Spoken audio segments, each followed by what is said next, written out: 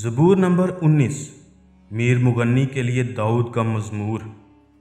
آسمان خدا کا جلال ظاہر کرتا ہے اور فضا اس کی دستکاری دکھاتی ہے۔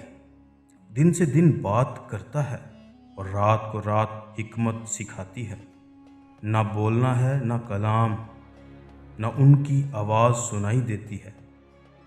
ان کا سر ساری زمین پر اور ان کا کلام دنیا کی انتہا تک پہنچا ہے۔ اس نے آفتاب کے لیے ان میں خیمہ لگایا ہے، جو دلہے کی مانند اپنے خلوت خانہ سے نکلتا ہے اور پہلوان کی طرح اپنی دوڑ میں دوڑنے کو خوش ہے۔ وہ آسمان کی انتہا سے نکلتا ہے اور اس کی گشت اس کے کناروں تک ہوتی ہے، اور اس کی حرارت سے کوئی چیز بے بہرا نہیں۔ خداوند کی شریعت کامل ہے، وہ جان کو بحال کرتی ہے۔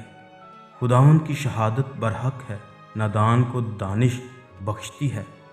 خداوند کے قوانین راست ہیں، وہ دل کو فرحت پہنچاتے ہیں۔ خداوند کا حکم بے عیب ہے، وہ آنکھوں کو روشن کرتا ہے۔ خداوند کا خوف پاک ہے، وہ ابد تک قائم رہتا ہے۔ خداوند کے احکام برحق اور بالکل راست ہیں، وہ سونے سے بلکہ بہت کندن سے زیادہ پسندیدہ ہیں۔